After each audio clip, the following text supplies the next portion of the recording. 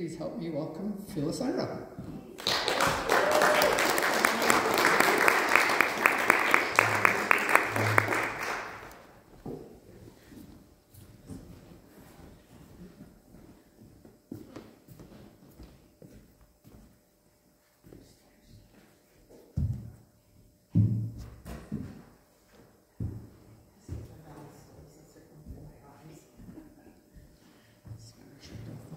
Good morning, everyone. Good morning. A lot of you know that I went to India in January and February this year, and while I was there, I spent 2 days in a monastery, which was probably the highlight of my trip.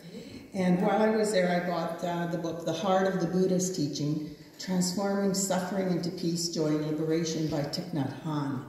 And so I've been reading him, and although his teachings aren't exactly the same as Science of the Mind, there's a lot of parallels, and certainly gives us food for thought and for discussion. So if some of the stuff I read say, well, that's not Science of the Mind, it's what I'm reading, and it gives you something to think about anyways. Entering the Heart of the Buddha. So this was written by Thich Nhat Hanh. I don't know how many of you know him. He died just recently. He's from Vietnam. Buddha was not a god. He was a human being like you and me, and he suffered just as we do.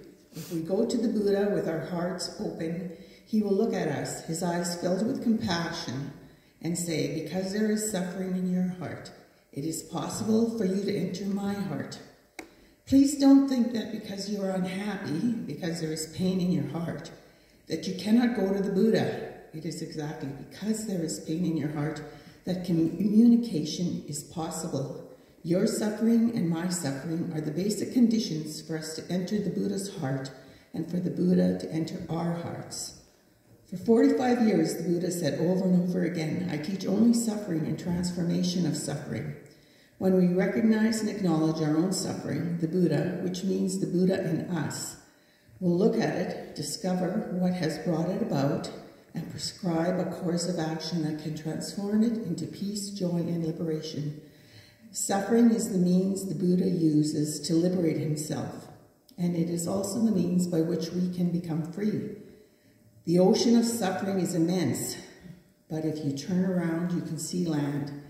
The seed of suffering in you may be strong, but don't wait until you have no more suffering before you allow yourself to be happy.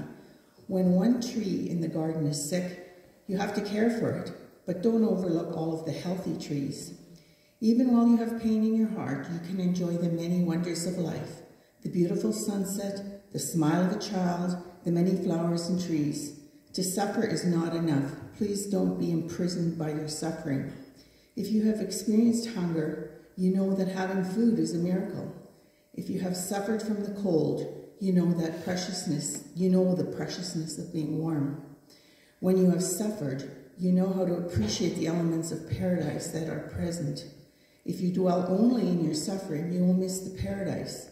Don't ignore your suffering, but don't forget to enjoy the wonders of life for your sake and for the benefit of many human beings. I grew up in a time of war. There was destruction all around, children, adults, values, a whole country. As a young person, I suffered a lot. Once the door of awareness has been opened, you cannot close it. The wounds of war in me are still not all healed. There are nights when I lie awake and embrace my people and my country and the whole planet with mindful breathing. Without suffering, we cannot grow. Without suffering, you cannot get the peace and joy you deserve. Please don't run away from your suffering. Embrace it and cherish it. Go to the Buddha and sit with him and show him your pain. He will look at you with loving kindness, compassion, and mindfulness, and show you ways to embrace your suffering and look deeply into it. With understanding and compassion, you will be able to heal the wounds in your heart and the wounds in the world. The Buddha called suffering a holy truth because our suffering has the capacity of showing us a path to liberation. Embrace your suffering and let it reveal to you the way to peace. The Buddha proclaimed, I myself have identified suffering, understood suffering, identified the causes of suffering, removed the causes of suffering, confirmed the existence of well-being, obtained well-being, identified the path to well-being, gone to the end of the path, and realized total liberation. I now proclaim to you that I am a free person. At that moment, they say the earth shook, and the voices of the gods and the humans and the living beings throughout the cosmos said that on the planet Earth an enlightened person had been born and had been put into motion, and that put into motion the wheel of the Dharma, the way of understanding and love. The Buddha wanted to be free from the idea that austerity is the only correct practice. He had learned firsthand that if you destroy your health, you have no energy left to realize pain, realize the path. The other extreme to be avoided, he says, is indulgence in sense pleasures, in being possessed by sexual desire, in running after fame, in eating immoderately, in sleeping too much, or in chasing after possessions. The teachings of the Buddha were not to escape from life, but to help us to relate to ourselves and the world as thoroughly as possible. The Noble Eightfold Path includes right speech, right livelihood, and right ways. The discourse on turning the wheel of the Dharma is filled with joy and hope.